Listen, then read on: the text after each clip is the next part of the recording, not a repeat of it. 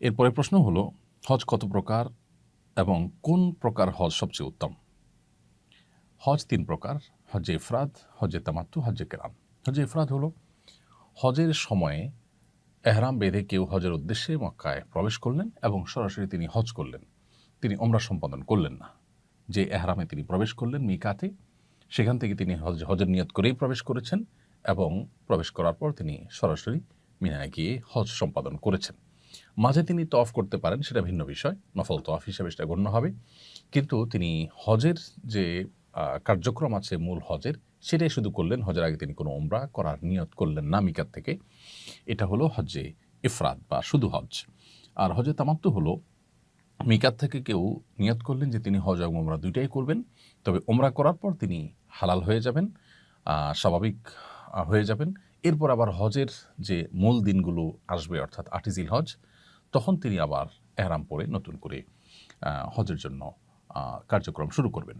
তো ওমরা করে তিনি রিল্যাক্স হয়ে যাবেন, এরপর আবার এহরাম পরে তিনি হজ সম্পাদন করবেন। এরকম নিয়ত করলে সেটাকে বলা হয় যে তামাত্তু। আর যদি কেউ মিকাত থেকে কেউ ওমরা এবং হজ দুইটাই করবেন একসাথে, অর্থাৎ একই এহরামে থেকে তিনি ওমরা সম্পাদন করার পর ওই পোশাকে ওই এহরামের নিয়তে থেকেই হজ সম্পাদন করবেন, এটাকে বলা হয় হজে কেরান। এর মধ্যে কোন হজ উত্তম, এটা নিয়ে ফোকাহ একরামের মধ্যে মতভিন্নতা আছে। ইমাম মালিক রাহিমাহুল্লাহর মতে হজে ইফরাদ উত্তম, ইমাম আহমদ ইবনে হাম্বল রাহিমাহুল্লাহ এবং শাফি রাহিমাহুল্লাহর মতে হজে কেরান, হজে তামাত্তু উত্তম। আর হানাফি মাযহাবের উলামা ইকরামের মতে হজে কেরান উত্তম। নবী করিম সাল্লাল্লাহু আলাইহি ওয়াসাল্লাম হজে কেরান করেছেন। তিনি যেহেতু হজে কেরান সম্পাদন করেছেন এবং হজে কেরান করতে একটু কষ্টও হয়, কারণ ওমরা সম্পাদন করার পর ওই এহরামেই আবার হজের জন্য অপেক্ষা করতে হয়, এহরামের নিষিদ্ধ বিষয়গুলোকে মেনটেন করে চলতে হয় এই সময়টার মধ্যেই, এটা একটু কষ্টের। তো ওলামায়ে আহনাফ বলেন যে এটা উত্তম, তাছাড়া নবী সাল্লাল্লাহু আলাইহি ওয়াসাল্লাম এটি করেছেন। কিন্তু অন্যান্য ওলামায়ে ইকরাম যারা হজে তামাত্তু উত্তম বলেন, তাদের যুক্তি হলো নবী করিম সাল্লাল্লাহু আলাইহি ওয়াসাল্লাম হজ্জে কেরান করলেও তিনি সাহাবীদেরকে বলেছেন যে আমি আমার সাথে হাদি, অর্থাৎ হজ করার পর যে দমে শুকর বা কোরবানি করতে হয়, সেটি নিয়ে এসেছি, যার কারণে আমাকে কেরান করতে হচ্ছে, না হলে আমি তামাত্তু করতাম। এরকম তার আকাঙ্ক্ষা তিনি ব্যক্ত করেছেন মর্মে বিভিন্ন বর্ণায় পাওয়া যায়। সেজন্য তামাত্তুকে উত্তম বলেছেন অনেক উলামা ইকরাম। এখনকার বাস্তবতা হলো যে সারা বিশ্বের বেশিরভাগ হাজিরাই তামাত্তু হজ করেন, কারণ সেটা তুলনামূলকভাবে একটু ইজি। কেরান হজ খুবই স্বল্প সংখ্যক হাজিরা করেন। আমাদের দেশ থেকেও হানাফি মাযহাবের অনুসারেই উলামা ইকরাম এবং সাধারণ হজ যাত্রীদের মধ্যেও কেরান হজ করার মানুষের সংখ্যা খুবই কম। কারণ হজের ফ্লাইট যদি হয়ে থাকে মূল হজের ২০ দিন ১৫ দিন আগে, তাহলে পুরো সময়টা এহরাম মেনটেন করে থাকাটা একটু কষ্টসাধ্য। সেজন্য আসলে সবাই প্রায় তামাত্তু হজই করে থাকেন। আর একেবারে শেষের দিকে যাদের ফ্লাইট, তারা অবশ্য হজে কেরান করতে পারেন।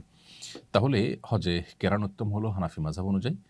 আর ইমাম আহমদ ইবনে হাম্বল রাহিমাহুল্লাহ সহ সৌদি আরবের উলামা ইকরাম, ইমাম শাফি রাহিমাহুল্লাহর একটি মত, তাদের মত অনুযায়ী হজে তামাত্তু উত্তম। এবং এখন পৃথিবীতে বেশিরভাগ হাজিরাই হজে তামাত্তু করে থাকেন। হজ ফরজ হওয়ার পর কয়েক বছর পর হজ করলে কি গুনাহ হবে?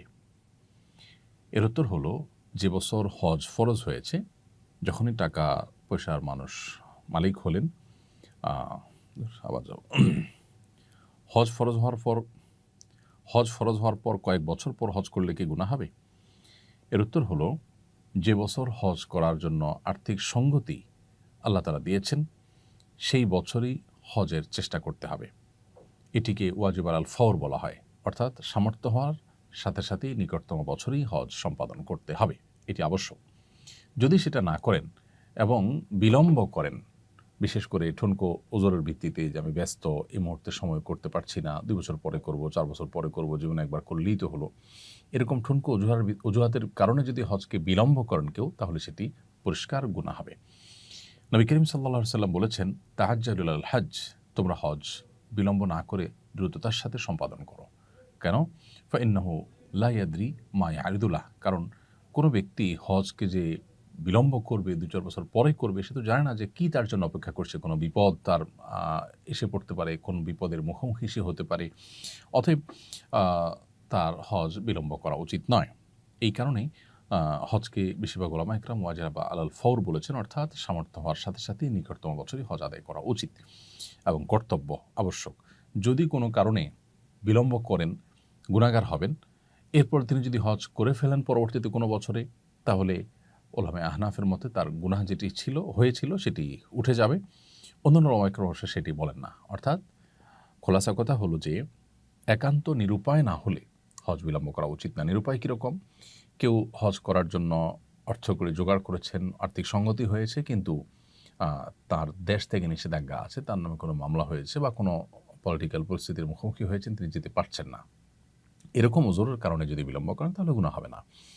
অথবা হজ করার মতো আর্থিক সঙ্গতি হলো, এদিকে কোভিড-19 মতো পরিস্থিতি শুরু হয়েছে যে লকডাউন এবং বিমান চলাচল হচ্ছে না, যার কারণে তিনি যেতে পারছেন না। এরকম পরিস্থিতিতে তিনি বিলম্ব করতে পারেন। এছাড়া মেয়ে বিয়ের উপযুক্ত, তাকে এখনো বিয়ে দেওয়া হয়নি, বা আমার অন্যান্য কাজ আছে, বা আমি এখন ব্যস্ত, এ সমস্ত কারণে যদি বিলম্ব করা হয় সেটা পরিষ্কার গুনাহের কারণ হবে।